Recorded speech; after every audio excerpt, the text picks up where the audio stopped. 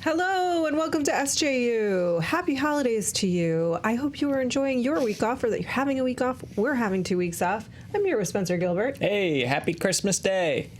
Great. I like happy committing New us to Year's specific days.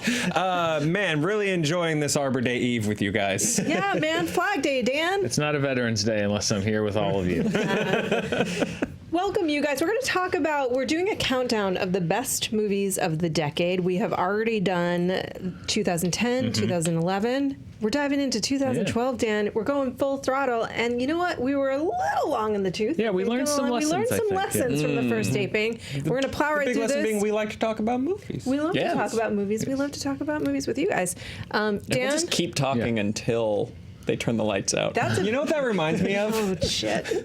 Well, the Avengers... Oh, wait, sorry, focus. We're focused this episode. Yeah. We're really... Keep going. Stay on target. Stay on target. Stay on target. 2012. 2012. A picture in movies. At the top of the box office, you have the Avengers from them team at Marvel. But taking the best picture over from Warner Brothers is Argo F yourself. Argo. Yeah. That's crazy. Crazy. Argo, you remember that? And then, No. And then they were like, let's double down on Ben and get him to the Batman. And that's where it all started. It started with Argo, but there were some other movies that came out. Argo for everything. I think I can. Okay, that's fine. No, not going down that rabbit hole. Instead, gonna focus on Argo's a Batman prequel? No. Keep going. Instead, there were some other movies that also came out that year that we love and we want to talk about, starting with Mr. Dan Murrell. I'll start with a comic book movie, but not the Avengers, which I think we're going to talk about, but Dredd. Dredd came out in 2012. Did it really? It did, believe it or not. It seems like it should have been longer ago, doesn't it? Yeah.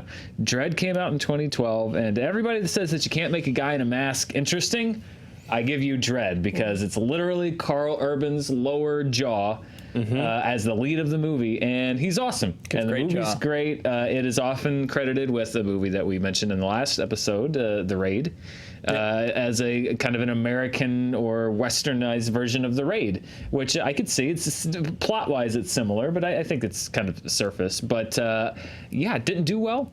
Didn't get any more of them. I think the stink of the Stallone era of those movies was still on it. It was very hardcore as far as violence and gore and stuff, so you couldn't rate it PG-13. It had a very hard edge, kind of nihilistic. So I just don't. I think it would have actually done better today. Yeah. Than it did even 7 years ago, but I don't quite think we were right to the hard edge of the comic book movie just yet. I still think it was sort of, where does this land? But I like Dredd. Lena Headey as Mama, great villain, awesome villain. We were just discovering what she could do on Game of Thrones when this movie came out, or we're about to. I don't remember. I don't remember when Game of Thrones came out. Sometime right before or after this.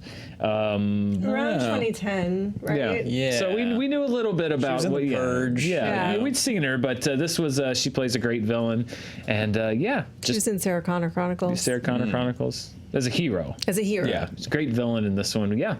Really great action movie. Carl Urban's great.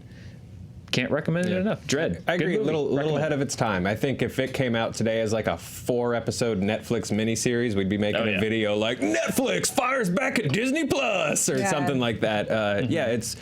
It's really tight. I love how it's tight, but it still includes the lore, but not as fat. It kind of, in the same way that like A New Hope, someone's like, I knew your dad in the Clone Wars, moving on.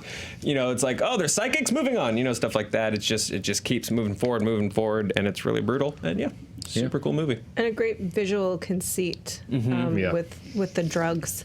And the floors. And the floors. I love Dredd. But you're right. I think if it came out today, we're ready for all of everything that's been standard has been done in comic book movies. Yeah. And we're ready for something different. Spencer, you have something different for us. The Master was 2012. That was a great movie. Why wasn't that nominated for Best Picture? What the hell? Too divisive. What was divisive about it? It's a great movie, This is to relate it to our audience.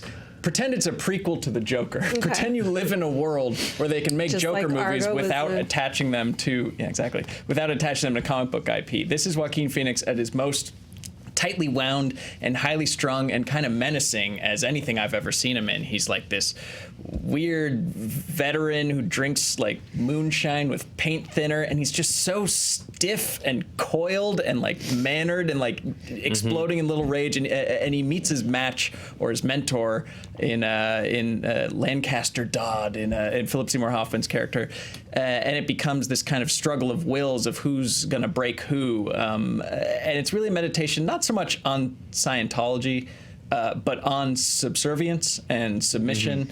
And who owns you? Who owns your body? Who owns your mind?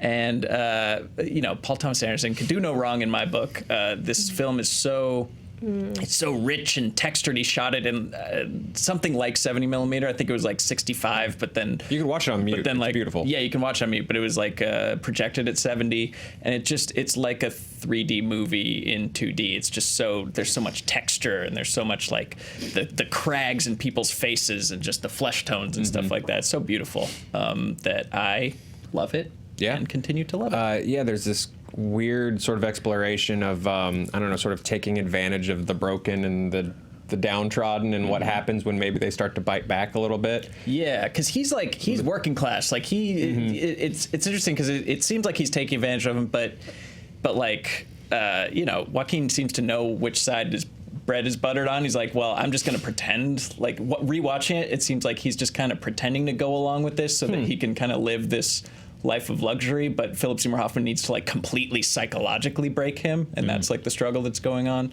So again, a movie that gets better on all rewatches for me because it's a lot to chew on the first time through. Yeah, I need to revisit it because I think I only saw it once, and I remember admiring it but not warming up to it, if that makes any sense. Sure. But I only saw it the once, so I do remember thinking, in addition to Joaquin Phoenix, Philip Seymour Hoffman, phenomenal. As almost always. Yep. I can't think of a performance where he was not good or doing something interesting. And a lot of smoking. Yep. I think it got wrapped up in it's a Scientology movie thing, and I think that might have hurt it because people were like, "Oh, I don't want to see that." When in reality, it was like it's perhaps inspired by or has elements of, but like it's not about L. Ron Hubbard's It's not about life. him specifically, but I think it's about that type of character. Yes. And the type of person that starts to believe their own lie. And which is most people, by the way. I think people tell themselves a story enough. Sure, but we don't like buy ships to take our cult followers out. Well, you don't. Away from international waters. Don't speak for me. Okay, fair. Don't put her in your box. I think that is what's interesting about it is like I think even the more that he tries to manipulate and control him, the more he cares about doing that. You know what I mean? Like, I don't think he actually cares about any of it. Right. Warm characters. Oh yeah, lots of like they're cuddly. very fuzzy. Yeah. Beasts of the Southern Wild, if you guys haven't seen it, is a great movie. It was actually, I believe, nominated for an Academy Award that year, and it's interesting because it was made by really unknowns. Director, writer. It was based on a play. The young actress in it, Quivanzale Wallace, was a 6-year-old who, by the time she was 9, was nominated for Best Actress Academy Award. She was the youngest one, I think youngest Best Actress nominee in history at 9 years old.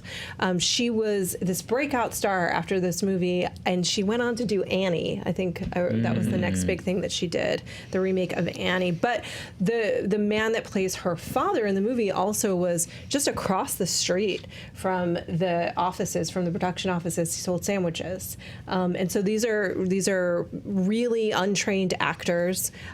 And relatively new writer and director, and it's beautiful movie. This is, you guys know what magical realism is. We've talked about that a little bit. This is very much a movie that has those elements. It's about this little community called the Bathtub that's like cut off by a levee. And so they're this fishing community, but they basically live on the water.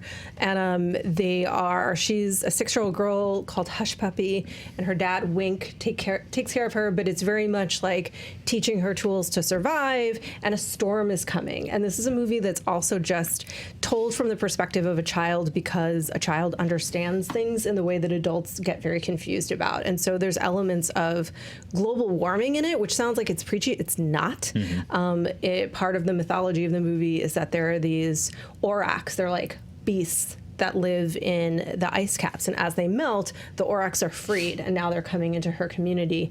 And so it's just a story. It's kind of a morality tale. This little girl who's looking at the world, who has a strong core, and she's you're seeing everything through her eyes. It's really, really beautiful visually, but it's also like these incredibly raw performances, and she's phenomenal. But the story is actually it's just such a beautiful fairy tale and fable. And in terms of filmmaking, the Aurochs, they actually got, they wanted it to feel very real, and so they actually got like little pigs, and then they put these basically wigs on their heads to make them look like these Wigs bees. on pigs. Wigs on pigs. Which is so cute. And then they shot them on a green screen and then overlaid it with her, and it just works so it shouldn't work, but it does. I highly, highly, highly recommend this movie if you guys haven't seen it. It was kind of a breakout hit that year, and it was one of those things where you thought, like, where's everybody going to go next? And I still don't know. But the movie itself is just magic. So check it out. Check it out. It's a good one. Check it out. Check it out. Check it out. Just Starr. I'm going to talk about Django Unchained. In a lot of ways. Talk about Django Unchained. We'll both talk about Django Unchained. I was going to talk about the master, sir. I'll talk about Django Unchained. It's some of the best of Quentin Tarantino and absolutely some of the worst of Quentin Tarantino, like all rolled into one. Jamie Foxx is fantastic as the lead. There are some Leonardo DiCaprio, some of my favorite stuff he's ever done on screen. You know, the legend of he actually broke the glass in his hand. His hand was bleeding. It was all real. Like, fantastic scene though. The performances are all great. There's some incredible sequences. The clan riding down the hill and the explosion sort of throwing them all off. That's such a gorgeously shot action sequence. Anytime I watch Django, I'll rewind that once or twice just to watch it. The stunt work there is absolutely fantastic. It's obviously got its big trouble spots, but there's a lot of cool stuff to see in it. What's the worst? I'm curious. The worst of Tarantino that you think is on display? I think the racism excessiveness. I think he uses the Southern and I'm doing a revenge story like for Jamie Foxx as an excuse to really get some of his N-word druthers out, and just based on the whole, he's got some druthers. Just sort of on his whole filmography. It's like, yeah, I think sometimes he uses that kind of thing as an excuse to just sort of be gross. I'd rather he wrote a script with people using the N-word in the racist South than him standing in a kitchen in Toluca Lake, California, because that's way less, Pulp Fiction? Yes, I'm talking about Pulp Fiction where he wrote himself. Completely fair. No, absolutely. But that said, the clan sequence is hilarious. These morons that can't get their laundry schedule figured out. The end shootout is a little on the fantastical side, but it's not enough for me to be like, I don't know. I like this movie a lot. Yeah, so he's now made 3 movies like this, and this is my least favorite of the 3, but it came out this year, and it's still one of my favorites of that year. It's Inglourious Bastards, Django, and Once Upon a Time in Hollywood, where it's like the revisionist history. Yeah. Wait, I haven't seen it yet. Django? Still. Once Upon a Time? Okay. I still haven't. Let's It's just only say 5 months. Yeah, referring to the first 2. Right. I won't spoil anything, but I'll just say that he is somebody who he now seems to have this passion for, and I think it's great of redoing history where good triumphs over evil. So it's like he's making escapism movies. But it's not escapism from, you get to be a superhero for 2 hours. It's like you get to live in a world where the right thing happened in history instead of what was wrong. It's like on a personal psychological level, people do that. They basically they'll reimagine their own life or incidences in their own life and basically try and rewrite it to just get rid of the trauma. Totally. So that makes it like, it seems to be, it's almost kind of more revealing about Tarantino and like what his hopes and dreams. His films don't ever seem really personal, but when you think about it, it's like he's somebody who seems bothered by optimistic even, and so bothered by these the tragedies of slavery, the tragedies of World War II and the Holocaust, the tragedies of I'll just say the failure of the hippies' vision, without spoiling anything, in Once Upon a Time in Hollywood, and is willing to show us a world like what could have been, and like to give us permission to spend 2 hours in a place where the right thing happened. And I love because that's my language, man. If it cost if it's a 30 cents VHS from 1983, like I love that's the filter he like takes us into those worlds on, like that grindhouse old timey drive-through filter. And you mentioned the fantastical that final shootout. That's another thing that I think these films all have in common is they start very realistic in the sense of like you're in reality. You are rooted in reality, and then as you go, it gets bigger and bigger and bigger. So that by the third act, in Inglourious Basterds, you start on the ground with these troops and they're killing Nazis, and by the end you've got the big laughing head and you're machine gunning Hitler, and things are blowing up. The same with Django. I mean, you start very raw and brutal and just horrific with in those cold woods with King Schultz riding up and getting Django, and then by the end, I mean, just the blood is flying and people are flying through the air, and I think that's the arc of what he likes to do with these films. Hateful Eight being kind of an outlier, but not quite, but particularly those three, is that he starts from a place of reality, and then because he wants to tell these as fantasy stories as they go, they get bigger. And I think he's doing his best work as a filmmaker now with respect to Pulp Fiction and Reservoir Dogs, and I think those are good films, but I think that they're so heavily influenced by his influences that it's hard to tell where one ends and the other begins. I think starting with Inglourious Basterds to Once Upon a Time in Hollywood, these are the films that to me feel like this is Quentin Tarantino finding his voice as himself. I think there's something. It's a shame he only has one left. Right, in the list. I think there's something to be said for someone who takes film as an escape very literally. Just to jump on what you were saying about how his sort of third acts evolve into. Like that's literally like what he wants to do for you. It's not just like, take your mind off your day and watch my movie. No, he really wants to take you on that escape, and bodies are flying through the air and Wilhelm screams are flying left and right. But it's also like, I think that arc is re-empowerment, because he starts often these characters, I mean, if you think about the beginning, they're hiding, in the beginning of Inglourious have to. And it's so menacing, and Christoph Waltz is so menacing, and he's such a charming, menacing character. And it shows, I think he, in that moment, shows the true horror and the banality of evil in that moment. And then she's totally re-empowered by the end of it. And all the feet. Who had plus feet? Yeah. Joe and I both had Django. Oh, is that what happened? Yeah, that's well fine. done. Yeah. Actually, that snapped us through. You got a second one, sir. Yes, we've talked about it a few times on the show. I mean, yes, The Avengers, wonderful movie. Made a lot of money. We talked about The Avengers a lot, but it is fantastic. We're going to do it again in a minute. Are you doing The Avengers? No, I'm not. I thought we were skipping over The Avengers. My apologies. Life of Pi, also a movie that I liked. Lincoln, a movie that I liked. But I wanted to talk about Room 237. Oh, yeah. Which is one of my favorite movies of 2012. It's a documentary about the movie, about Stanley Kubrick's The Shining. There are no talking head interviews. It's all voiceover and footage of the movie. And it is basically a selection of let's call them film enthusiasts.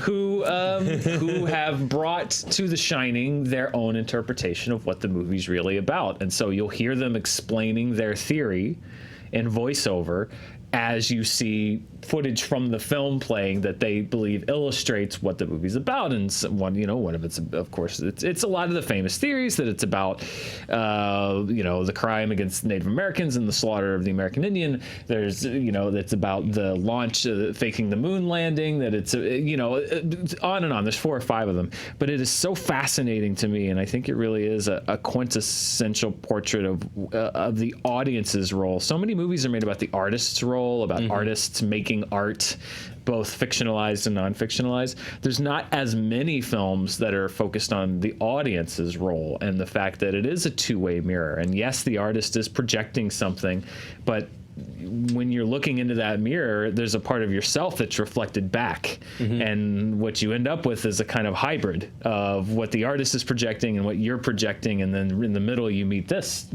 sometimes it's beautiful, sometimes it's ugly, sometimes it's weird and strange, but it's different. And Room 237, I think, is such a great portrait of that, of just like, objectively, these images don't change. They are on celluloid. Everyone is looking at the exact same things, but what they're taking away from it is vastly different. And I think it's so fascinating to just sit and listen to these people, and they're so, and they're so passionate, and they know they figured it out. They know that it's what they got it. This has got to be what he means by it. It's really, really interesting look, and to realize that it's not just this film. This movie's about The Shining, but it's almost every film ever made. You could go find somebody who's as passionate with their thoughts about what it's really about as people are about The Shining. I think it's a really, really interesting piece of work. Yeah. About an interesting piece of work. Because I think like storytelling, it's supposed to be a series of question and answer with an audience, whether it's literal, like, will the car start? Like, is that house safe? What's around that corner? And then the movie provides those answers. But they don't just have to be literal. Like, what does it all mean? Is also one of those things, and the answers are going to be so surprising. Like, you didn't intend for any of that, And I wonder if these people were able to sit down with Kubrick and it's like, oh, I saw this and I saw this and I saw this. If I have a feeling he'd be the kind of guy who would just be like, yeah, all there, well spotted. Did you guys take art history? Sure. So Black Square.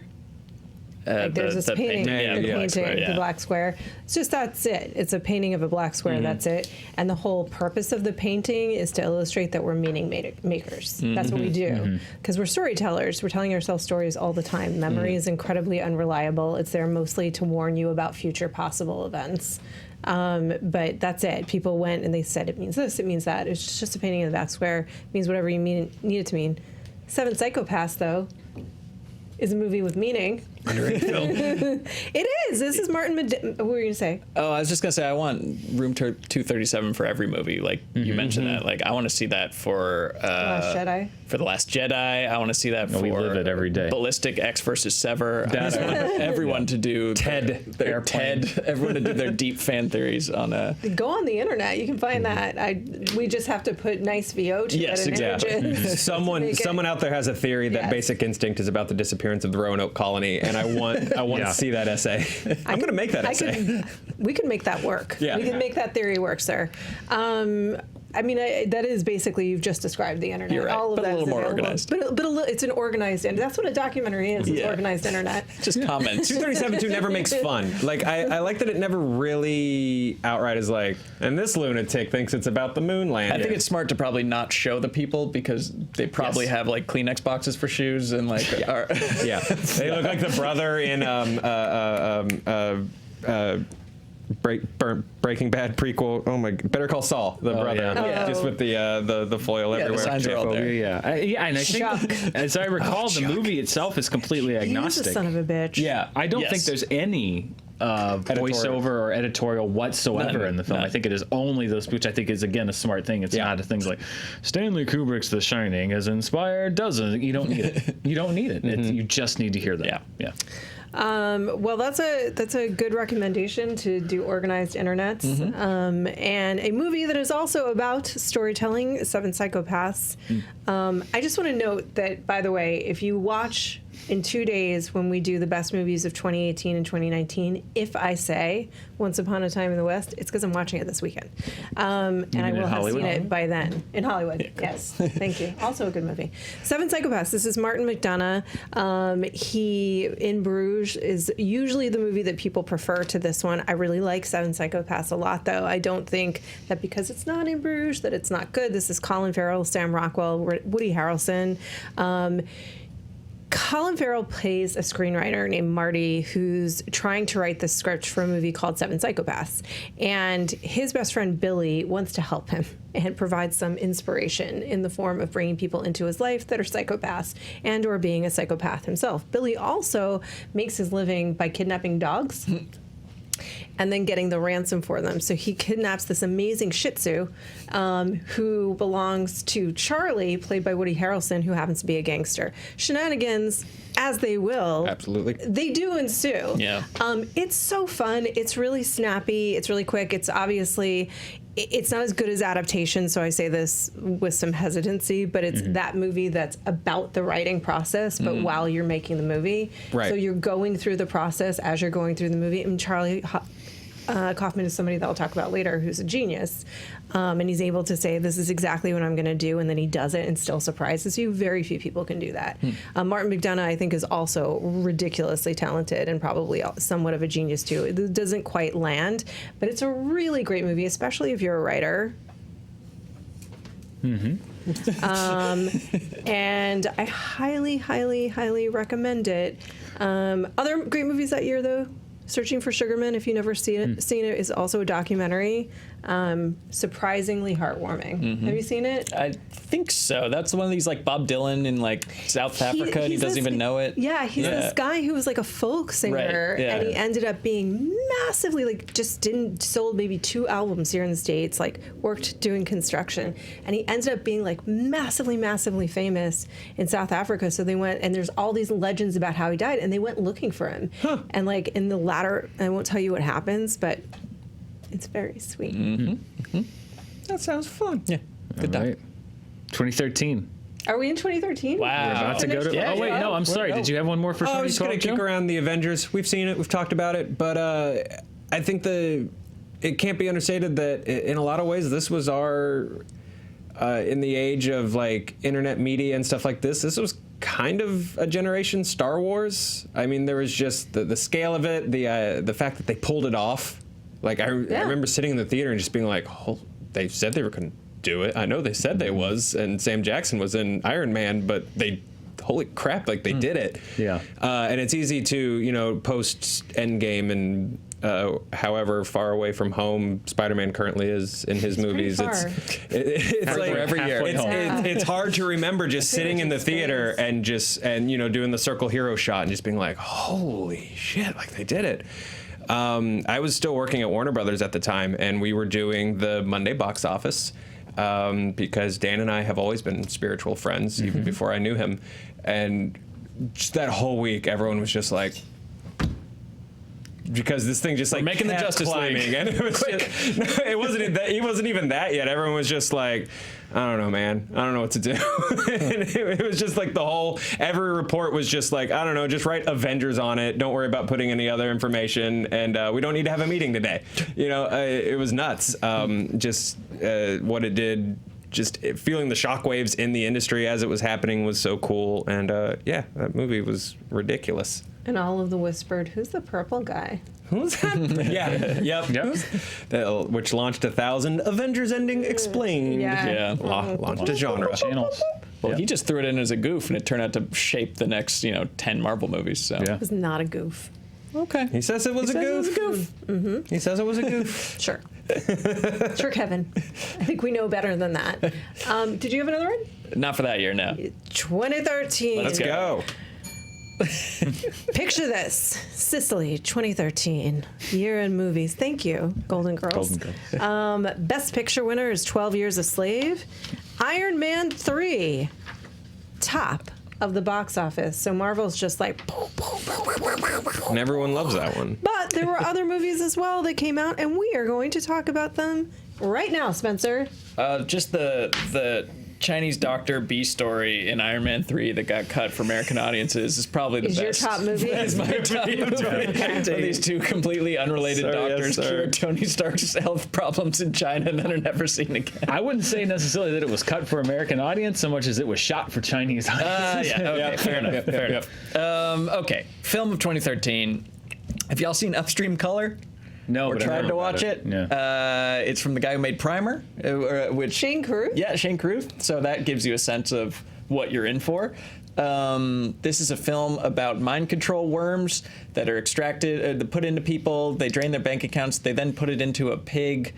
I've seen it. Yeah. And then the sampler guy can recreate, harvest your memories, and then they go into the orchid. Yeah. So it's drugs. It's movie drugs. It's basically it seems like free association and just like these layers of textures and voices and characters, but there is a logic to it.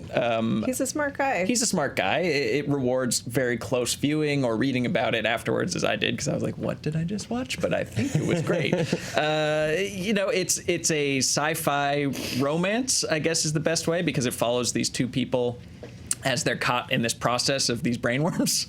And man, it's cool. It sticks with you. It's so out there. It's truly not like anything else you will see from that year or otherwise. So I think if you go in with the attitude of like, I'm just going to let this movie wash over me the first time, then I'm going to read about it and then watch it again, you will definitely respect the achievement that he's pulled off. Yeah, it's great. He's such a weird guy. So weird. I like him. We need those. Joe Starr, we do. There were a couple standouts for me this year. Stoker is a really good one. The Wind Rises is really beautiful. But I don't know if anyone else is going to come with me on this one. But man, I love The Conjuring.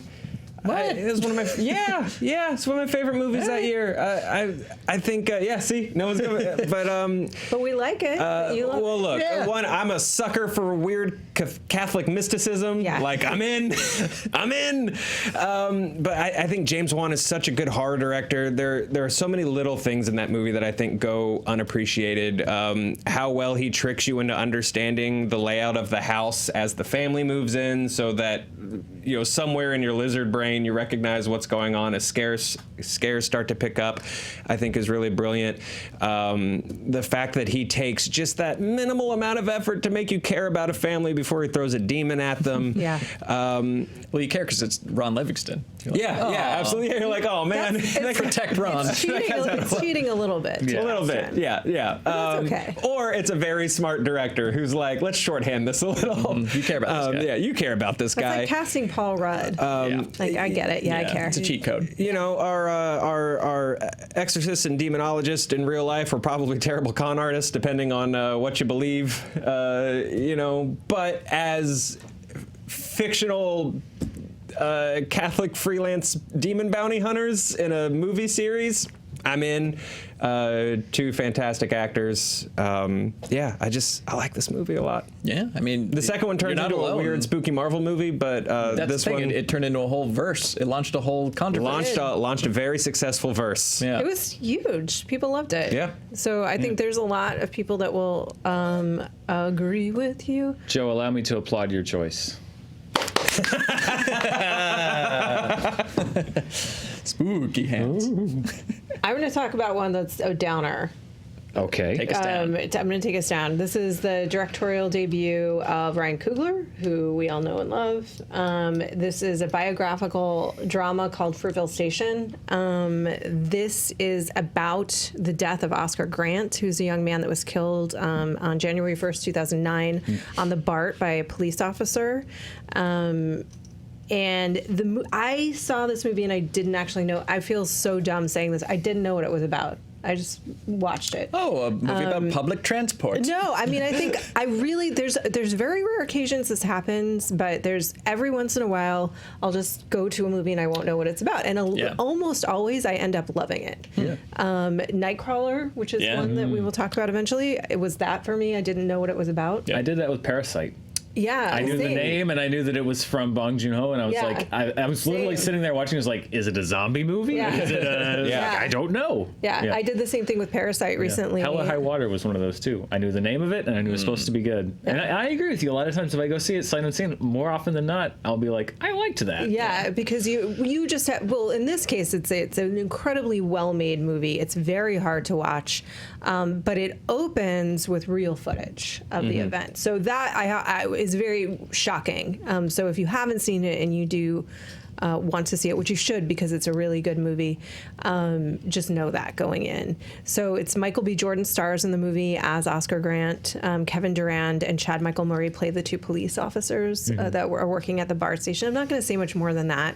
It's just, this is the introduction of Ryan Coogler as a director. We know his work now as a director, and it's certainly present in this film as well. But again, it is hard to watch, particularly because they have the real footage. Yeah, which it's weird talking about this movie in like the sense of like it's a very smart decision by the director to include, because it's a brutal real thing, but it's such a because we were following that closely just because we still had a lot of friends like in the Bay Area who were like, holy shit, this happened today, and it's such ridiculous is the wrong word. The incident itself is so brutal. Not brutal, but so like, no, what? And then like every step in the actual like moment to moment of the incident, like the slice of life of the incident, you're like, someone wrote this. Like, this is ridiculous. It feels fictionalized almost. So I think it's almost necessary to have that footage in there to just keep anchoring you, to remind you that it's like, no, he didn't elevate anything. This isn't a Tarantino version of events or anything like that. So yeah, it's a smart choice, but yeah, it's a rough watch. You're watching a murder happen, yeah, a real one, and so I think people, or again, if you're gonna watch it, you should know that going in. I think he, as a director, sort of also recognizes that like audiences can be desensitized to something like that, because like how many people do you see just get like killed on the big screen? And I think it was important to not desensitize this one. Yeah. Fruitvale Station, great movie, hard to watch. Mine's not quite as hard to watch. It's no shocker. It's an Edgar Wright movie. It's The World's End. It's the final film in the Cornetto trilogy. Here's what I love about this movie. Particularly, if you know me, you know I love Edgar Wright movies. I love not just the Cornetto trilogy, but pretty much every movie he's made. But what I like about this one is it's a culmination of the themes that he was exploring in the previous films, in addition to being a story about robots from space. Which is that, Shaun of the Dead is very much about the dangers of Arrested Development, not the show, actual Arrested Development, and how basically through a zombie invasion, Shaun learns how to grow up. He learns how to mature. He learns how to embrace his responsibilities, but remain the same person. It's about not being afraid of growing up, of getting over the fact that your stepdad treated you like crap when you were a kid, of not wanting to get out of the job, or worried about commitment, or Hot Fuzz is about the dangers of being too mature, because with Angel you've got a guy who's great at what he does, but he's so square that he's completely alienated from everybody else, and it's only through this bond that he has with this guy, Nick Frost's character, who's just a complete buffoon to his eyes, that's ultimately what ends up saving him. And then they become the team. They fill in the gaps on each other, so it's about not being too set in your ways. And then what The World's End does, and I think it's really smart, it works as a trilogy capper, is it takes those imperfections, and then this third movie is about embracing those imperfections as part of who you are. That doesn't mean that you have to indulge them, but it also means that you can't run from them. You have to learn how to live with them, and also learn how to love them as part of yourself. And that's ultimately what the movie culminates with, I think, is you have this alien intelligence saying, like, what are you doing? Like, we're here, we're trying to make life better for you. We're trying to make you better. We're trying to make you perfect and whole and efficient, and we're going to get rid of all the stuff that you hate. And the movie's saying, no, that's what makes us human. We screw up. We're total f-ups. We mess things up. We mess up our friendships and our relationships. That's what makes it. We don't want to fix it. And that's why I think it's like his best movie, is because on top of that, I think it's a very thematically rich movie. It's the best Simon Pegg performance in maybe any movie that I've seen. He goes very broad with the comedy, which I think undercuts for a lot of people like the deep sorrow at the core of his character of Gary. You have Nick Frost playing against type as the by the book guy, who I think is really hilarious. You got Pierce Brosnan, I think, is a great just flavor to kind of throw into this movie. On top of that, you've got Edgar Wright growing as a filmmaker. You saw it with Scott Pilgrim a little bit with the action, the fight choreography, the visuals of the the blue eyes and the blue mouths and everything. Like, I think it was his most visually dynamic film to date. I think Baby Driver probably since has taken that spot, but I just think it is such a great combination and growth of him as a filmmaker to take these themes, to really do, with Simon Pegg, who he co-wrote it with, to really do an honest exploration of pain. I think it's a very adult film. Again, some people might disagree with me on that, but also just the layering of it, the cleverness, the bars matching up with the fights that happen in them, and he was just building this to such a great culmination. I love this movie. It is my favorite. I love Shaun of the Dead, and it will always hold a special place in my heart. But if you ask me, that's my favorite. But if you ask me what the best movie in that Cornetto trilogy is, I think it's The World's End, in my opinion. Here. Yeah, I can't really follow up a whole lot of that super well, but I agree. I think a lot of filmmakers who want to do the story about the flawed guy who makes good, they do it with shorthand. They do it with, he's going to make a big gesture, and that's going to fix things. It's like, Jingle All the Way. Like, what a monster of a dude, but the big gesture of the parade, and now he's a great dad. And it's a cheat. It's not real, and it's empty calories. And I think what Edgar Wright does really well with this one is, no, this isn't going to be about big gestures, because that doesn't work for anyone. That's not legit. Like, we're going to really just sit in what makes this guy imperfect, and he's going to figure out how to share in those imperfections, and like sort of make room for becoming a better person while not just like ignoring them. I think it's a really hard story to tell, and he tells it really well. Yeah. Sweet. Yeah, World's man. End. Yeah. World's End. World's End. Yeah. End, y'all. Love it. Love it. How's that for a slice of fried gold? I did really like it, actually. Yeah. There was, did the Seth Rogen movie End of the World? This is the end. This is the end. Did that come out the same year? It was right around the same time. Wasn't it? Very, Because we kept very very confused. Yes. confusing. I also like that one. I really like also that a really one. good movie. I really like that one. Why isn't anybody? That's not on our list. That should be on our list. Yeah, that should should've be. been on my That's one of the list. best comedies of the year Yeah. for sure. Yeah. Spencer Gilbert. So, look, this film came out domestically in 2014, but it came out in the festival circuit and won a bunch of awards in 2013. And there's too many 2014 films that I like, so I'm slanging it down here. Under the Skin. Yeah. Ooh, I love this one. This one is so good and creepy. And man, if you think this is sexy, you're a freak. Even though when I say like, it's got like a lot Not of in the good way. a lot of naked Scarlett Johansson in it, you're like, oh, okay. And then you're like, it's the least sexy thing on earth. It's terrifying. It is the most convincing portrayal of an alien, I think, of something, a being that's truly alien and does not share our morals or our values or the way they see the world possible. Since Species. Since Species, too. Electric Boogaloo. Yeah, since Poison Ivy. It's like, she's just, for those of you who don't know, she's just like, the movie explains very little. It just kind of drops Scarlett Johansson off in a white van, and she drives around the UK somewhere. Maybe it's Ireland, Scotland, something like that. I think it was Scotland, and I think that was real. Like, it was real. Had So this her in is the wig. this is what's amazing is she really was driving around, picking up guys in a van, and like talking to them, like basically hitting on them, where she then brings them back to her like murder void. This part isn't real. So it's these But real they conversations. did have Scarlett Johansson in a wig picking up dudes. Yeah, just picking up dudes and like. And she's still getting work. That's crazy. It's just, this industry's really I broken. know, she can really play anything she wants.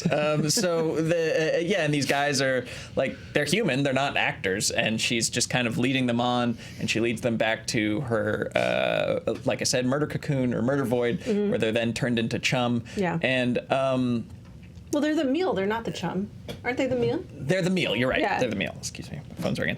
But Her boobs are the chum. her boobs are the chum, and they are the meal. But this is all told Is that through. an I Think You Should Leave song? Yeah. And the boobs are the chum. There's just this sense of dread. It's like a horror movie if you just followed the monster around the whole time. Because she has no empathy. She like bashes a guy's brains out right in front of a baby and like just drags him off to her hidey hole. And But worse, the baby. Do you remember that? yeah, the baby's just, and then a guy goes out to save it, and then so that's an amazing sequence. And then things kind of flip because she finds that she makes a connection with another person who's like also seemingly alien. He's got a disfigurement, and she kind of like, she lets him loose, and her handlers don't like that, so they start hunting her down because she's not doing her job anymore. And then like there's this thing where the predator becomes the prey in some very literal ways in a forest at the end, and it's just a fascinating, disturbing, visually bizarre movie that really sticks with you after you see it. I love that one too, and also I'm going to do Inside Llewyn Davis because I made a comparison to that, to how Llewyn behaves in this movie to some degree, only in the sense that it's like very Lovecraftian with the elder gods. Like it's not that she's she does have malevolent intent, but it's really just to survive and eat. Like it's not really. She eats men. Like it's not. Sorry, no hard feelings. Yeah, it's not really different than how we are, frankly, with animals. Yeah. But so it's the same thing with the baby. Like to her, she leaves this baby stranded on a beach, and the waves keep coming in, and we're sitting here as the audience members, sweating and freaking out and in a panic because it's a baby. But it's not that she's got malevolent intent towards it. She just doesn't care because she's not that species. Which in a sense is, again, if the species that she was treating that way wasn't human, is very human. Yeah. Inside Llewyn Davis is a Coen Brothers film that not everybody likes. And it's Oscar Isaac in, I think this was kind of a breakout role for him. He's playing a folk singer who's really struggling in his life, not only as a musician, but as a human being. He's couch surfing. He's that friend that you just can't get rid of. And he is completely irresponsible to himself and others. He makes every bad decision at every turn that you could make. He is not a good guy. So in a sense, it's kind of a hard movie to follow because you don't like him very much, but he's interesting. And what the Coen brothers have said about this, I think, is really interesting, which is that this character is who they think they would be without each other. Both artistically and as human beings, which says a lot about how I'm so glad you're together and that you do have each other. And I was saying, like, his moral compass is incredibly flawed, and it's seen through the eyes of this cat. So it's morality. I see why Roth likes it. Let me explain. So it's through this relationship with a cat, which I think one of the Coen brothers said, when they were making the movie, they realized it didn't really have a plot, so they added the cat. And it doesn't. It feels very much like a film like the 70s. It's like very elliptical. It's incredibly just following this character. But he has this cat that he's charged with, and he keeps letting it go by accident and keeps escaping and then keeps finding it. But then he keeps letting it go again and endangering it, and then it's not even the right cat half the time. And it just speaks to his character and how little he cares for himself or anything else. He's so disconnected from life and the earth. I think it's a really great film, but again, he's not a likable guy. So if that's what you're looking for in a movie, it definitely doesn't provide that at all. But it feels like, if you guys seen Two Lane Blacktop, where it's just very elliptical. I've not. No. Yeah. Or Magic Mike, which is the two-lane blacktop of male stripping movies. Well, there you go. Like, it's just a movie that kind of I found him very likable. He builds furniture around. No, he's very likable, but the movie is like, it's not what you think it is. Like, it's just moving through his life. You know, it's not driving towards anything necessarily. Yeah. Just Starr. That is my Take one. us home. That's my one Coen brother movie that I have not seen. That's my one Coen blind spot. A lot of people don't like it. I like it. But I'll watch it again because I only saw it once. Part of the mythology of this movie is like how it took forever to get released, but I'm pretty sure that it came out in 2013. So if you're like, no, I'll switch and do a different movie. Snowpiercer. Yeah. 2013? 2013? 2013? I don't think so. Depends on who you ask. Came out in South Korea. You want to talk about it? If you want it, let's give it to you. It's got to be domestic if you live in South Korea. All right, here's some other options. Prisoners, Short Term 12, All Is Lost. Otherwise, I'll talk about Spring Breakers. Sure. Let's give you Snowpiercer. Yeah. I want to talk about Snowpiercer. Okay. I want to talk about Snowpiercer, you guys. I think, Parasite's blowing up right now. I love Bong Joon-ho. He's Bong Joon-ho. He's such a cool director. Okja, I'm going to talk about Okja in an episode coming up.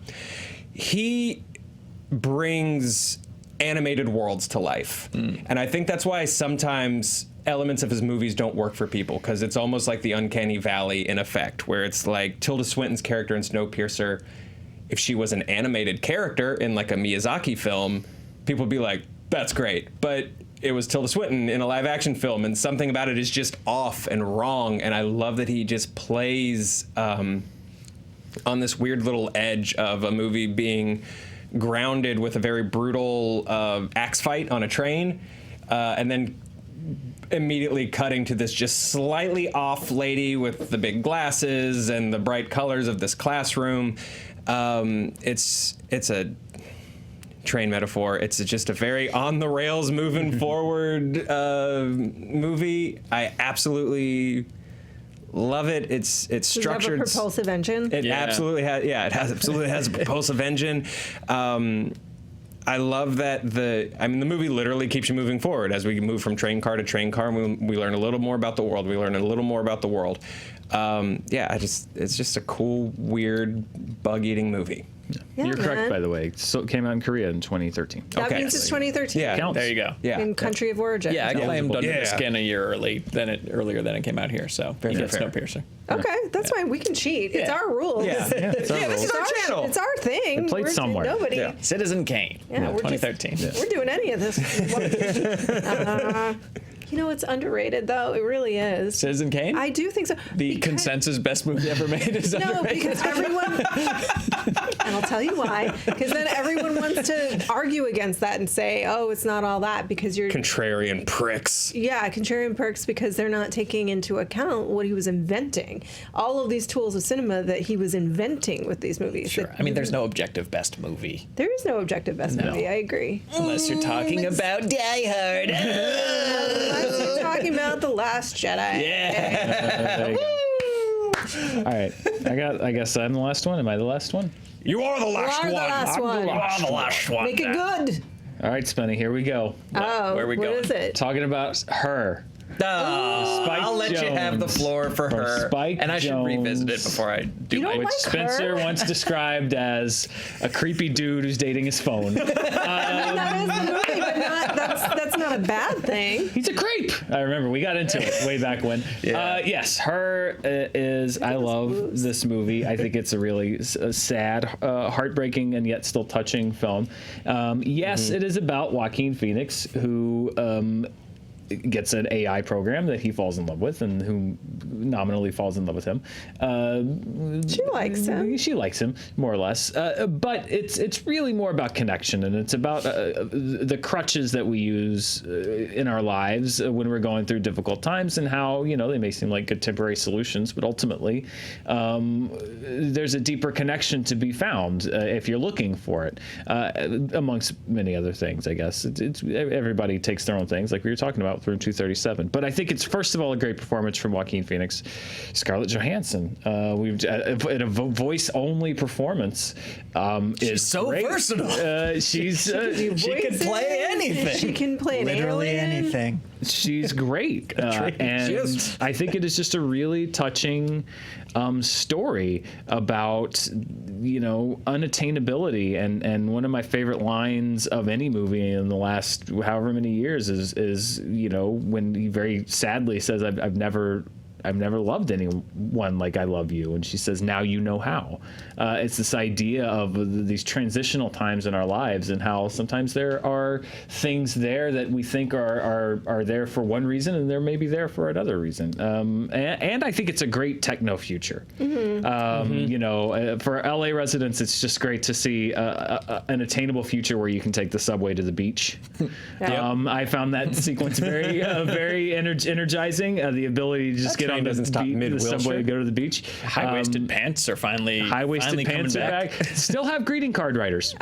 Still, right? Isn't that what he does? Story, sir, So. but one Scarlett Johansson is rocking some high-waisted There you pants go. Rocking some right here in high-waisted this 2019, man. Yeah. But in the era of Oculus and everything, I think we're actually fairly close. I don't think it's going to look ridiculous when we get to where this movie is. I think it's very well done. Spike Jonze is a great director. He doesn't make a lot of movies, but the ones he does make are usually, to one degree or another, special. Scarlett Even Johansson. movies like Where the Wild Things Are, which I didn't particularly I like that love, movie. but I think it looks really amazing, and he's got such a unique sensibility. So Her, I think, is worth checking out. One of my It's an favorite movies of absolutely that year. believable movie. I think, I think you're right. We're not too far away from this to begin with. It's such a strong statement on like loneliness and how isolated our society is.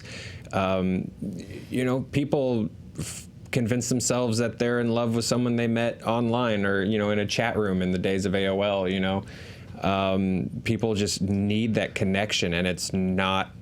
I think we forget that it's not readily available for everyone, and Her nails that just so solidly and so efficiently. It's about like expectation in a relationship, Yeah.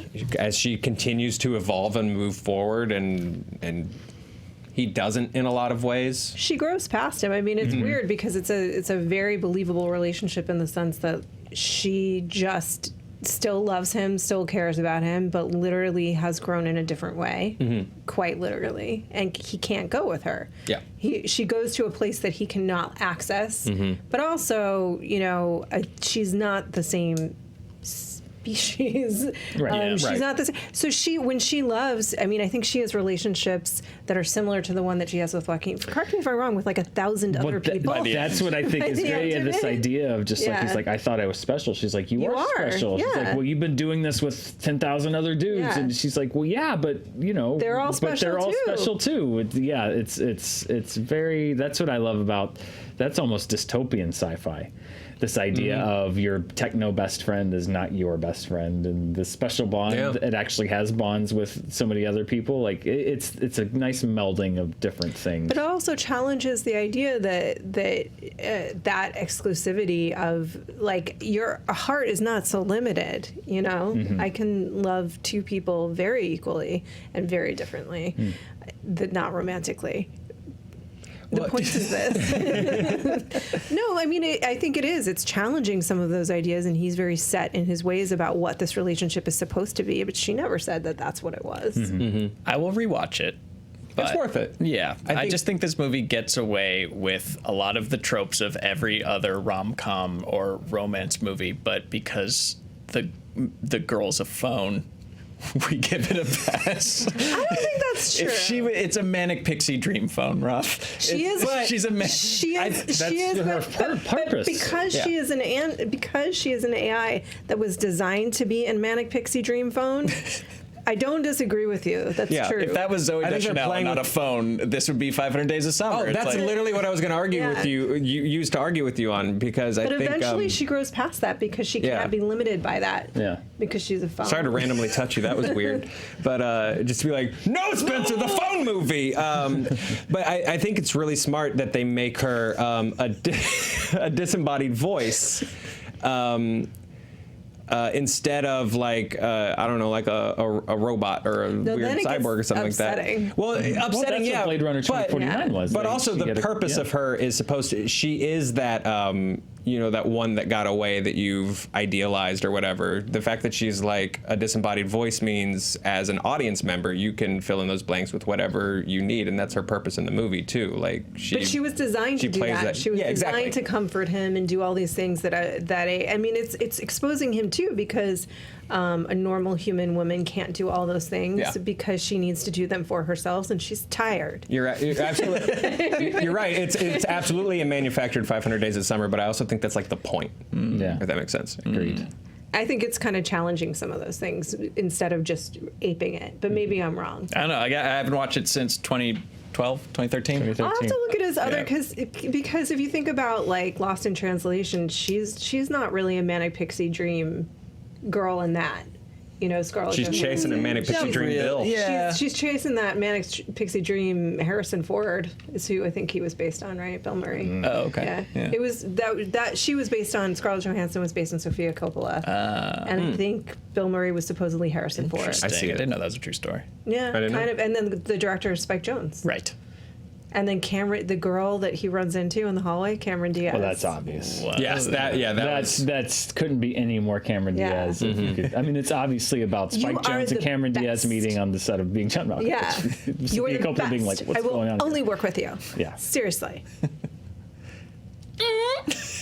Her. Watch it again. Her. Spencer. I'll check it out. Check it out. We're never going to do... We keep saying, like, oh, yeah, I'll check it out again, but we're not going to do that. We got a whole break coming up. I'm watching it right now on Christmas. Right now. All right. Well, we will report back with Spencer's newer, better take on her when we return from the Return from the break. Why her is a complete cinematic failure. when we return from the holidays. Thank you guys for sticking with us for our epic breakdown of the decade in movies. 2 years at a time. You're just going to stop talking after epic breakdown. It's like, That's the finale. That's been the last 2 years. That they've been joining us for our epic breakdown for 2 years. Anyway, Merry Christmas. Yeah. Bye-bye. If it's, I don't know. Today. Arbor Day. Arbor Day. Flag Day.